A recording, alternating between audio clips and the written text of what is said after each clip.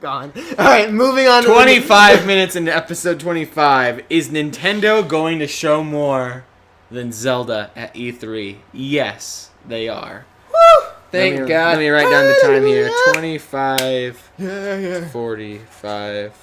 Thank the Lord. Thank the Lord. Thank the Lord. No, this news comes via the internet. Basically saying that The Legend of Zelda Wii U has a release date update. That's kind of a little bit of old news, but we're going to talk about that. And they're going to have 90-minute game demos of debuting at E3. Nintendo's debuting not one, but two different demos of The Legend of Zelda. During the upcoming E3 2016. They'll be about 90 minutes each, so once again reaffirming that whole, this is going to be an immersive experience. You're going to go into that booth. You're not leaving for an hour and a half. That's a long time.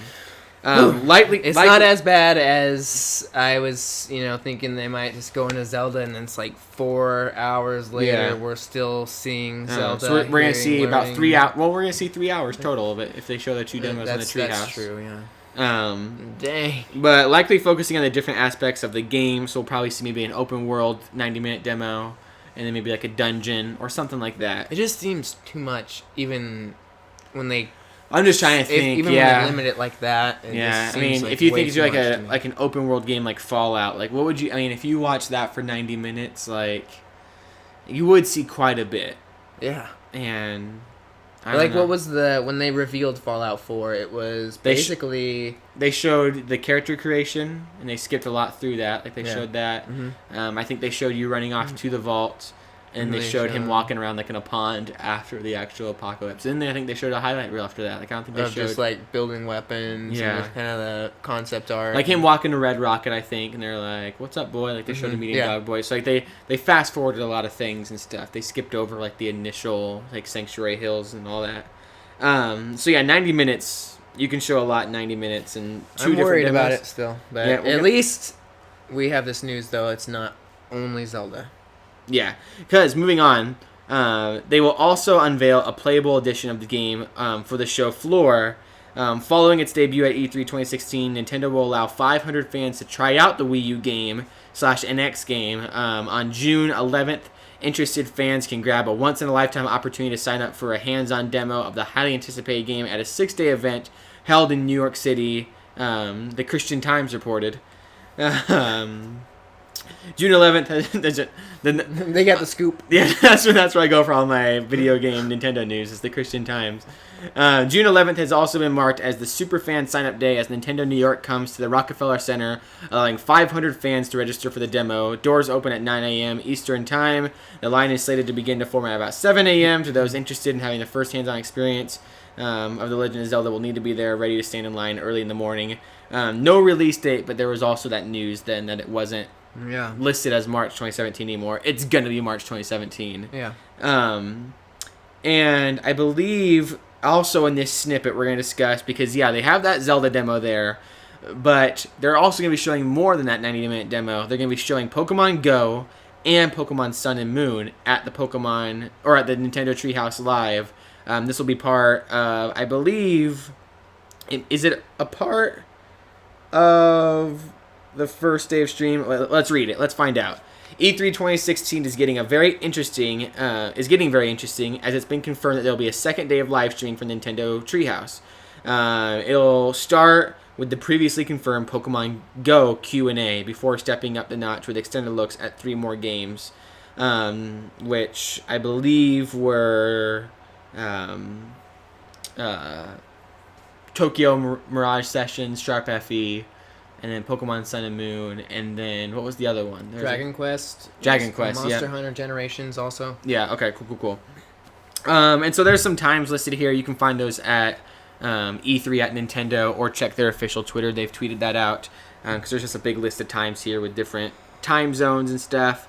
And so basically, E3 has now turned into E3 2016 with Nintendo has basically now turned into Zelda / Pokemon Celebration, which we talked about last week. Nintendo works best at E3 when they have one focus, i.e. 2014, which had the Smash Bros. Focus, but they have a little bit else to back it up, so they're not relying on that one experience. Yeah. I.e., once again, in 2014, they had the Smash Bros. Invitational and all the Smash, but they also had a Direct, so we were a little bit more fed beyond that. And so it seems like this is shaping out to be a good E3 if Zelda can be their focus and they can put a lot into that, but they can also talk a little bit about Pokemon, they can also talk a little bit about Monster Hunter, they can talk a little bit about Tokyo Mirage Sessions. I think the bummer part is that I think, for me personally, those other games aren't as appealing. I was pumped for Tokyo Mirage Sessions until I saw like the actual, like, I love Persona, what I've played of it, and I love Fire Emblem, and I know Shin Megami isn't Persona, but it was a lot more in that style from Atlas Studio, and so it seems like it's going to be a good game right up my alley, and it seems like it's definitely something far from Fire Emblem, and it's just like basically like a J-pop sort of celebration, which is still fun, and I'll probably play it and love it, but it's not the expectation I had.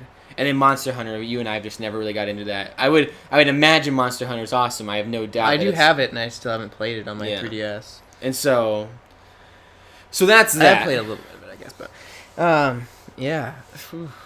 lots of news there. What's interesting about the whole thing, I still wonder if they're going to do the whole Sunday Direct like we kind of discussed them potentially doing. Yeah. I think they will. You think they will? I think they're also going to show off some NX stuff. The 90-minute demo, even though I say that it sounds like a lot, what it seems to me like, if it was a normal E3, like any E3, we would still kind of inevitably get our 90-minute or whatever it is block of some Zelda where some Treehouse members come and play. Yeah, and the big difference with this is that we had well over 90 minutes of a Super Mario Maker demo, and the Invitational alone of Super Smash Bros. Was well over 90 minutes. I mean, all in all, every other major title they've shown has Those are a bit different. But that's what I'm saying, is like the thing that's a problem with this being 90 minutes is that it's Zelda. Yeah. And we don't want to watch it for 90 minutes. We potentially, I guess we can't definitively say that because, there's always the potential that this Zelda is, since they say it's got this Western influence, there's always that possibility that crafting a house is like a huge part of it. Yeah. Who knows if like you're going to be here's your village and that is like a really settlement sort of thing. We don't know. Like, that is a really assuring thing because I'm trying to think of any game that 90 minutes of wouldn't show too much. Yeah. I mean, watching 90 not just one, but 2 90-minute demos. Yeah, I mean, 90 minutes, if you look at a game like Uncharted, for example, which once again, a different situation, but just, AAA game that just came out, the game itself, I don't remember looking at my save data or something. I think Uncharted's range, this is going to be a wide range, but I think they range, depending on how fast you play them, from about 10 to 20 hours. Yeah. If you search for everything, it's probably 20 hours. If you rush through it and just know where to go, or if you play like on Explorer, you can probably get it done in 10. I think you actually can get it done in 6, because I think there is like a speed run thing, but that's skipping cutscenes, I think, and all of that. I'm not too sure. But a lot of games that are like that are about 10 to 20. The Witcher, I've heard people say, is like, hundreds of hours, but I also know like a game like Dying Light, I platinumed that in about 40 hours. All that to say that an average game is probably 10 to 20 hours. Yeah. Roughly. Zelda's usually are a bit longer, 40 to 60, yeah, I think Twilight Princess took me 30. I think Skyward Sword probably in the same range. But if you think about that, then that means 3 hours is 10% of the game. Yeah. 10% of the game at E3. Yeah.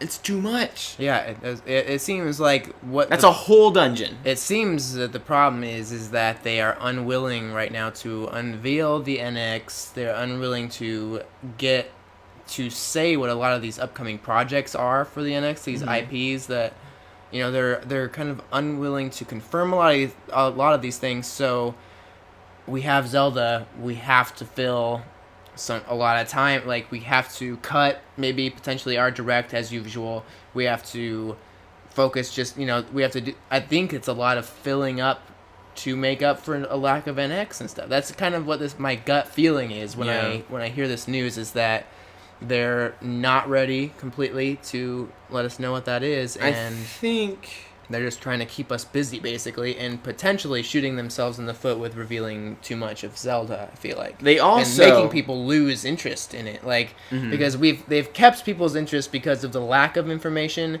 and I feel like if they come out with a barrage of too much, it'll get people, I don't know. It's gonna be tricky. It's either gonna be 90-minute demos that show way too much, and we're like, you know what? I've seen a lot of it, and it doesn't hold a candle to Far Cry, The Witcher, GTA. You know, I mean, not even fantasy, just open world in general. And I'm out. Yeah. And that's your NX launch title, so I don't need the NX. I'll just get the PlayStation 4K. Moving on. Yeah. Or I can imagine this. They have so much to share, and that's why they're showing 90 minutes. Yeah. And even that won't scratch it, and it's going to leave all of us like... That's what I hope. That's what I hope too. We all hope. No, everybody hopes that they just come out and it's crap, and it's moving on from Nintendo, Koppai Podcast. But I think Tatsumi, once again, I've said this in the past, I think Tatsumi Kimishima knows what to reveal and when to reveal it. If anything, his problem is revealing too little, not too much. Yeah. And I just can't imagine him saying, go show... It is really kind of a make or break for them because, I mean, this has that huge potential. The whole world is watching. They really need to show. The whole world is watching. This Zelda needs to be the modern Zelda, and especially after all of the delays that we've had on it, and it's like... It needs to be, I mean, it's the same thing with, like, Final Fantasy 15. Like, the Final Fantasy 15 demo, that's a good example, actually, of what this is probably going to be like. Because they showed a lot at Final Fantasy Uncovered of that game, and it's going to have to be a very similar thing, where I left Final Fantasy 15 Uncovered very much so excited, even though they showed a lot there. And I think they just need to show what they've been working on for so long. Because I left Final Fantasy 15 Uncovered and reading the Game Informer issue of it with very much so like, oh, that's what they've been doing for 10 years. Like, that's, I mean, they've been building up this, and they've had to readjust that, and they've refined it here, and they've made it a modern game in this way, but it's still Final Fantasy in this way. And that's what I need to see Zelda at E3 and be like, oh... That's why they've held their... What is kind of, I think, reassuring is because I was just having this thought about Zelda and the fact that I was thinking about, you know, Star Fox Zero just came out too, and how it was a reimagining sort of the 64. And a lot of people, I think that it would be a bad idea, and I think that we can kind of be assured that they haven't gone with this Zelda with just the mindset of we're making a new Zelda game that's just the 2016 or 2017 version of Ocarina of Time or Twilight Princess. We're just remaking Twilight Princess once more in HD, super nice, you know, they're just doing that again. I think that they've tried to assure us that this is a genuine new step for Zelda, a complete reimagining. So I think it'll be, I don't think that we'll be disappointed in that it's just, oh, here's Zelda again.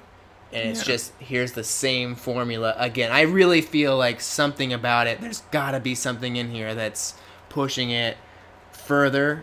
And so, yeah, I'm really excited to see what that is. But, yeah, they have that potential. Even if, you know, it could have been talk. We'll have to see if for sure they've really pushed it to that next, what is this new level. And I think we're going to, and also to close out this snippet, our first snippet here, I do think they're showing more than even what they've already said. I think it's going to be Zelda, Pokemon, Monster Hunter, Tokyo, Captain Toad, Dude, Captain